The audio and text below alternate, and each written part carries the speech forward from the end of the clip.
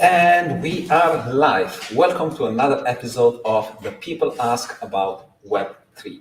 On this show, we demystify all Web3 topics. We look into business models, projects. We talk with the creators of the Web3 projects, and we try to understand how they're adding value to the space, understanding the newest technologies and the newest concept. Today, we have Taro. Taro is the co-founder and CEO of a really cool NFT project that is related to the automotive community. Now, Taro is going to tell us all about it. Today is going to be a really, really cool show because we are going to be looking into something that hasn't been addressed a lot. That is how to build a real life community for a specific NFT topic, such as automotive, and creating an automotive NFT community. Enough of this introduction. I want to leave the floor, Taro, if you would like to introduce yourself and maybe just give us a heads up on what we are going to be talking about today. Sure. Thank you. Thank you so much. Hello from sunny Los Angeles. Um, Kuruma NFT is yes, it's an automotive NFT company. First and foremost, we formed the company in November last year. The mission is to bridge this gap between Web3 and automotive. I come from the automotive media space. I've been in the space for over 20 years. My last business was actually a YouTube multi-channel network. So we started a channel called GT Channel about 10 years ago, actually, and we used a network to gather like-minded automotive channels, and then after that, it expanded into even not automotive channels. We sold that business in 2019, and I stayed on as chief content officer for this public company in the UK for 2 years, and then I left.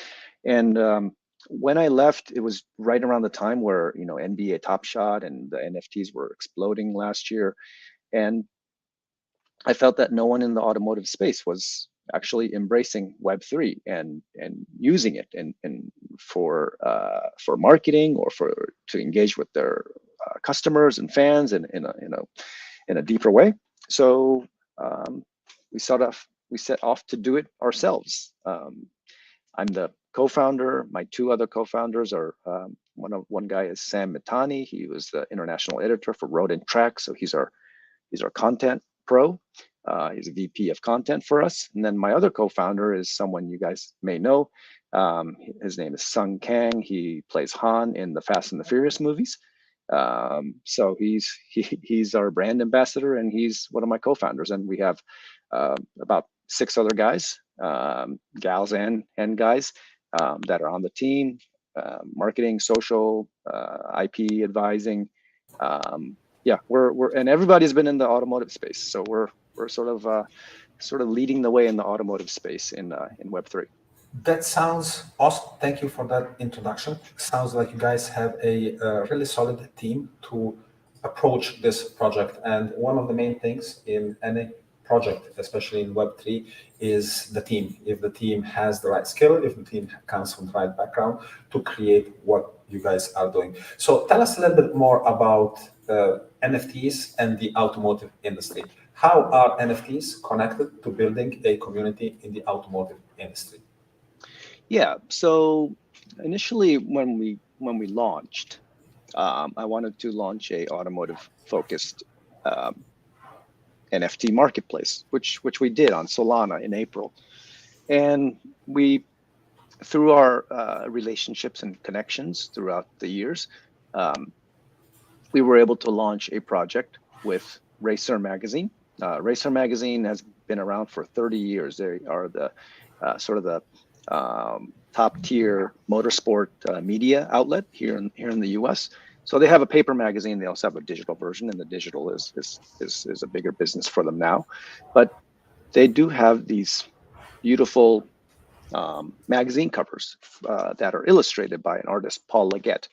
And so we collaborated with Racer Magazine, and we came out with an offering where folks can buy the art as an NFT, but also get a 24 by 30 canvas, actually, it's bigger than the picture in the background. But if you go to kurumanft.com, you can check it out. But these are beautiful illustrations, and those are magazine covers. And so we chose 12 of these, and we released these, and we were able to sort of start getting this motorsport crowd excited. But we're not limited to just motorsports. We're also, we call just a question. So the Yep. initial start of the project was selling the NFTs, but associating a real life value to the NFT, meaning giving the user not just the digital asset, but giving them also a real asset.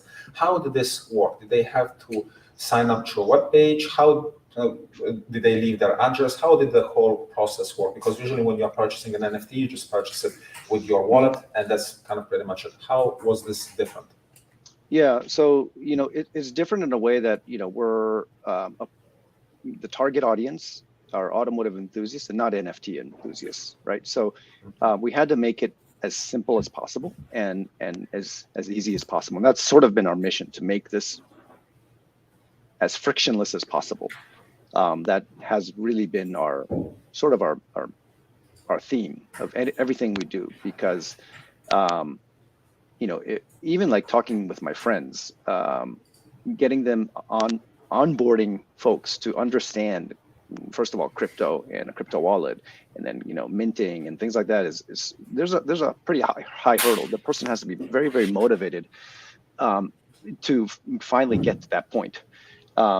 So we made it simple, as simple as we can at the point. So first of all, we allowed credit card purchases through cross minting, and then if you don't go through cross minting, obviously, if you have Solana in your Phantom wallet, you're able to go to a single page, and you click on mint, and we after that a form will show up on our site. So you fill out the form with your address and shipping address, and we get their information, and the NFT gets dropped into their Phantom wallet, and the order gets sent to our global printing partner, which is called John Doe Global. They are a on-demand printing company. They have factories in the US, Europe, and Australia, so they can ship worldwide the exact same product. And so purchasers will usually get their prints a couple weeks. We say within 6 weeks, they'll get a nice print shipped to their house, and they get their NFTs in their wallets. But we've even made that experience even simpler for our later collections that we've announced, which are Kuruma cards. So just to sum it up, basically you guys integrated into the buying process, just like any other normal card. You integrated a form to collect the address, just like usual it is, and then once the user would purchase with a credit card, automatically they would also get the transaction processed via Solana, and the NFT would be purchased and added to their wallet. Yes. Okay. So have you guys? You just said that you guys made this a lot easier. How can this be a lot easier, if I may ask? So by creating sort of a Kuruma NFT account, which is also linked to a custodial wallet, we've eliminated the necessity of having to first of all create a third-party wallet and have all your crypto in there, or have your NFTs in there. We've the first actual live event we did, where folks can scan a QR code and get their NFTs dropped right into their custodial account, was at Japanese Classic Car Show in Long Beach in September. So we collaborated with a brand called Kaido. Wait, sorry. Let me just interrupt you there because Mhm. we started a new topic or a new concept. So you mentioned live events. Yes. So that's also kind of the main topic of the conversation.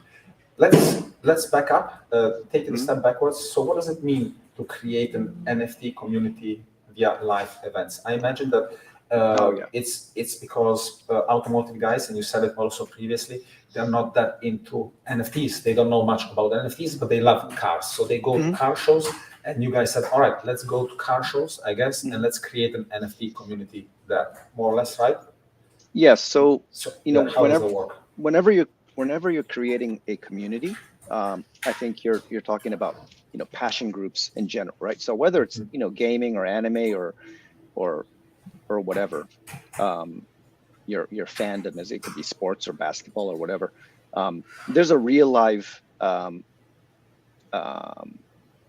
you know real life aspect to that fandom, right? So there are, like, if you're talking about anime, there's like Comic-Con and things like that. And with automotive, you have everything from your cars and coffee that you do at a parking lot to, LA Auto Show or Tokyo Show or something like that. We figured that um, we have to go where the fans are, not try to convince fans to understand NFTs and teach them about, crypto and things like that. I think it's not as efficient than going to where the fans are and just making it easy for them to start collecting digital collectibles rather than pulling. It's the push and pull marketing thing, but um, we wanted to go where the fans are because our target audience are car fans, right?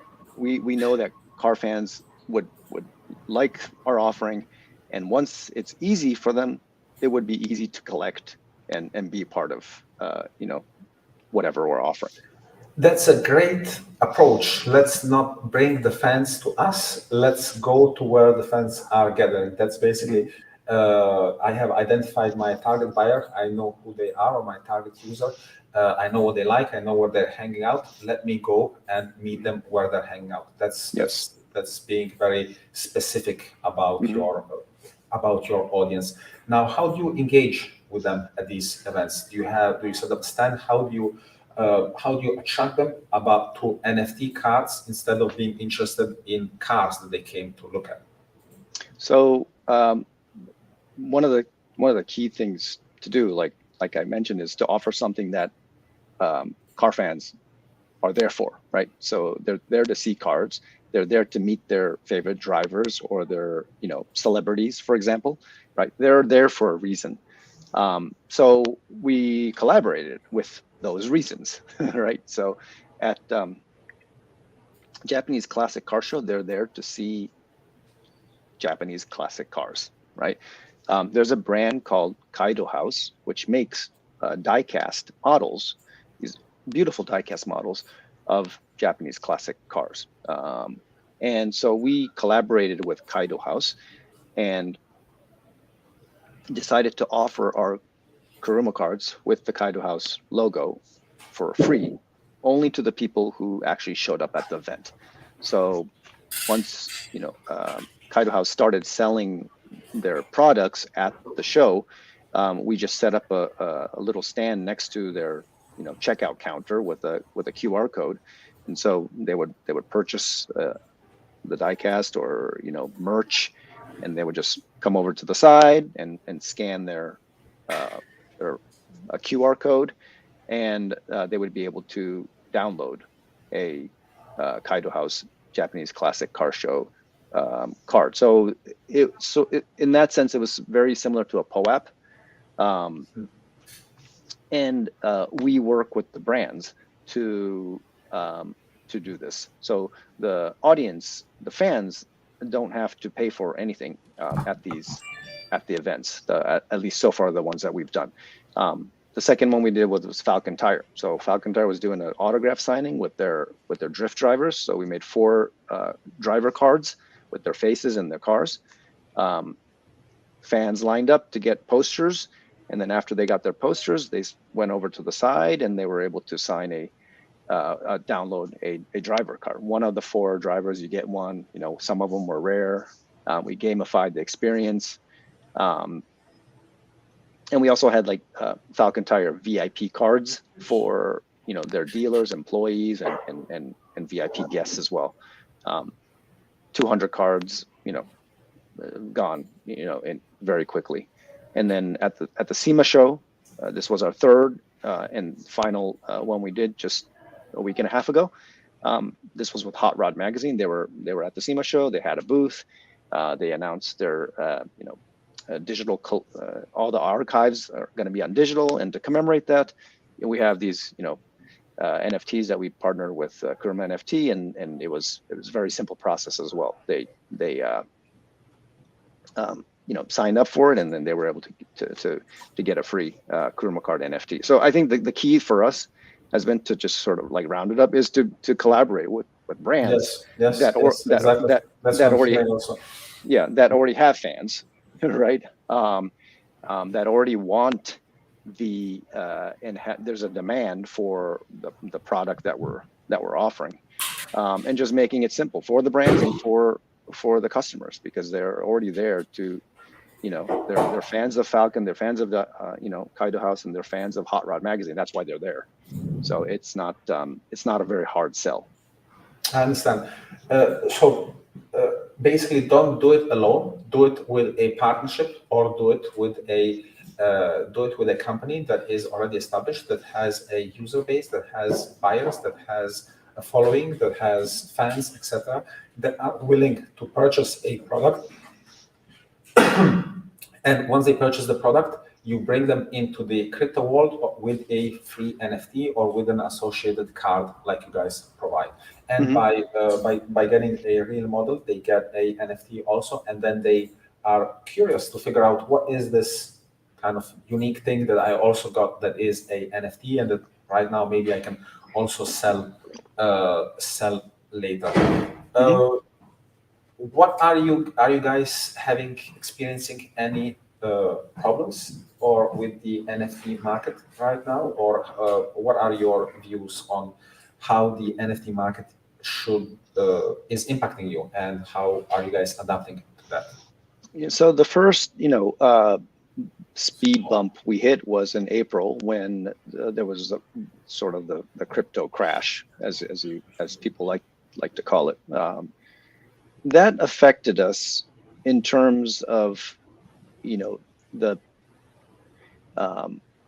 people who were in NFTs as an investment, to make a quick buck, disappeared. Up until then, in January, February, March, it was still the market was very bullish on NFTs, and crypto prices were going up. So anything you bought, the value went up, right?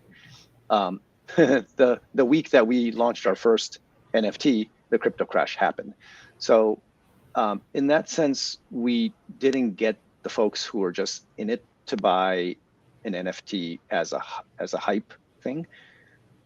But in retrospect, I think that was very positive for us, because first of all, when you get NFT buyers who are just in it to make a quick buck, the churn is very high, and you lose users right away, and they're not your true users. Like I was saying, we want automotive enthusiasts and people who actually appreciate and like the utility to buy our NFTs, right, and be part of our community, not people that are just in there to make a quick buck.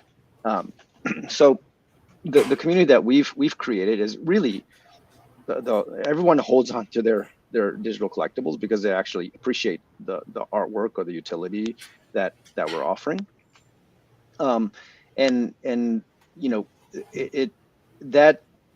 That is a challenge, as you say, in a sense, because we don't have the momentum of the market, but we were able to sort of turn that around and really identify the real fans that are into cars and willing to learn about NFTs. And so the second challenge that we faced was like, okay, so we don't have a bull market where people are just throwing money at NFTs. how are we going to get NFTs into people's hands? So we thought about the utility of NFTs and how can both, as an artist or a provider or a brand, how can we engage with our fans that are out there in a more, meaningful way, or in a more advanced way that we are right now, rather than, just like, hey, follow our website or YouTube, or, come to an event and, pick up our poster. There's a lot more you can do in Web3. So we work with the brands. We decided to go to the brands and say, hey, let's offer your fans. So we sort of became like a conduit, a service provider almost. We have this thing called Kuruma cards. Let's offer, branded Kuruma cards to your audience. So they're happy, the brands are happy, and we get paid, so we're happy. So everybody's sort of happy in that business model. So Yeah. I know you guys are also doing you guys are a very successful project. So you guys are have been chosen by Start Engine to do a crowdfunding campaign on their platform. I'm sharing the link below for anybody that is interested. What is next for you guys? So I know that there is this Start Engine campaign, but what is next? More partnerships, more kind of the same approach that we've talked about so far, or is there something that you guys are planning that is maybe different, or Yeah. going to change the rules of the game? Right. Well, more partnerships for sure. More collaborations for Kuruma cards at live events, as we have been doing, and also offerings that are purely digital. So we're working with a couple automotive brands to sell their editions of Kuruma cards. So brand X Kuruma cards, we're planning one in December for the holiday season, so that should be really cool. And then we have a couple of events already planned for January that we're working for live events. So you go to an event and you see a bunch of cars and you can scan a QR code and start collecting. And we want to sort of do that as a series where you go, fans can go to a number of events throughout the year. And maybe if they collect all cards, or all cards at all 3 or 4 or 5 events, you get rewarded for that. So we want to use Kuruma cards sort of as a reward system for fans, so brands could identify their super fans and reward them for being great fans. And this all needs resources, so that's why we're one of the first companies. Sorry about that.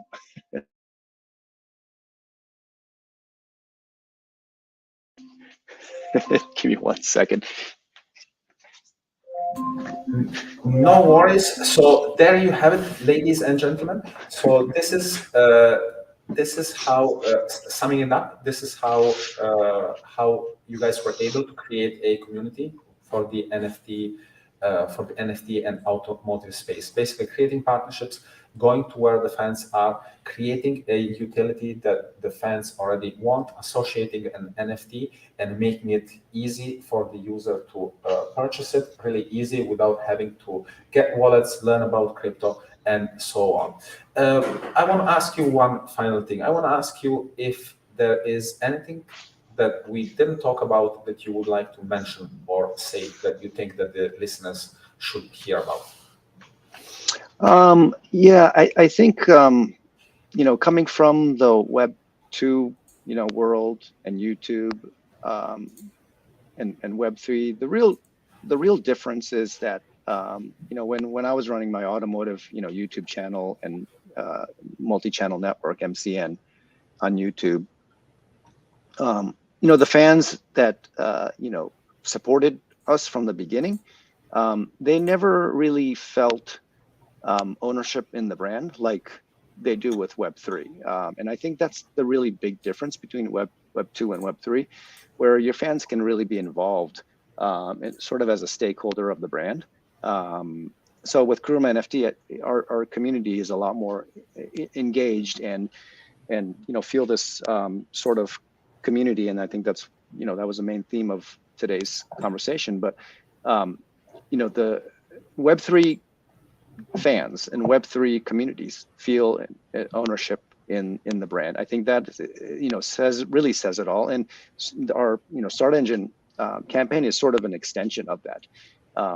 You can own an NFT and be part of the community, obviously, but we're opening up to even further, where you can be a shareholder of the company by purchasing shares through Start Engine. We're actually the first NFT company on Start Engine. Yeah. So we're really excited about that, and launching, to be able to launch on Start Engine, just because we can extend the offering to our community, not just through NFTs and utility, but by offering shares of our company, and so they can grow with us and come along on this journey.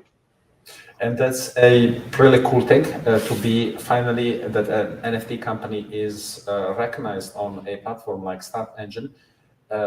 Means that it's getting adopted more and more, and there is more trust in platforms like this, and also that you guys are have a really good business model and a very promising and interesting project. Taro, I really want to thank you for taking the time to tell the listeners about how you guys created NFTs for the automotive community, how you put it all together, and about the amazing project that you are working on. Thank you so much. Thank you so much. Thanks for the opportunity, and I'm happy to be able to introduce Kuruma NFT to your audience, and I appreciate it. Thank you very much. It was a pleasure to talk to you, and thank you everybody for listening. Have a great day. Thank you. Bye.